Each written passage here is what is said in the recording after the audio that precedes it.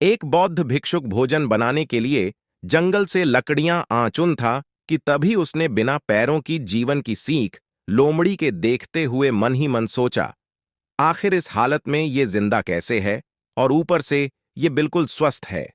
वह अपने ख्यालों में खोया हुआ था कि अचानक चारों तरफ अपराध फरी मचने लगी। जंगल का राजा शेर उस तरफ आ रहा था।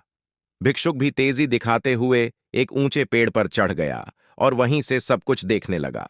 शेर ने एक हिरण का शिकार किया था और उसे अपने जबड़े में दबाकर लोमड़ी की तरफ बढ़ रहा था।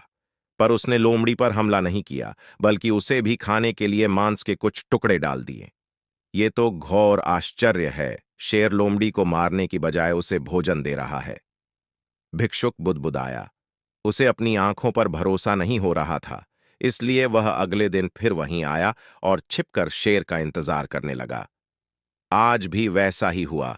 शेर ने अपने शिकार का कुछ हिस्सा लोमड़ी के सामने डाल दिया। यह भगवान के होने का प्रमाण है, भिक्षुक ने अपने आप से कहा। वह जिसे पैदा करता है उसकी रोटी का भी इंतजाम कर देता है। आज से इस लोमड़ी की तरह मैं भी ऊपर वाले की दया पर जीऊंगा, ईश्वर मेरे भी भोजन की व्यवस्था करेगा।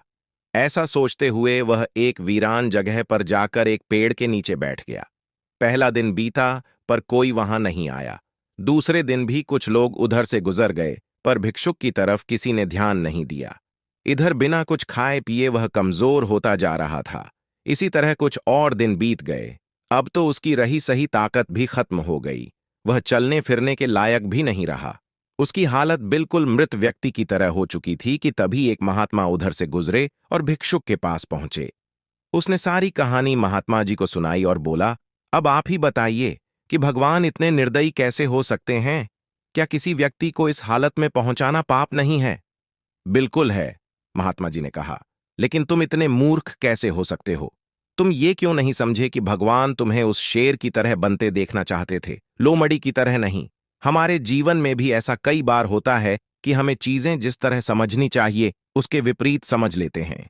ईश्वर ने हम सभी के अंदर कुछ न कुछ ऐसी शक्तियां दी हैं जो हमें महान बना सकती हैं। जरूरत है कि हम उन्हें पहचानें।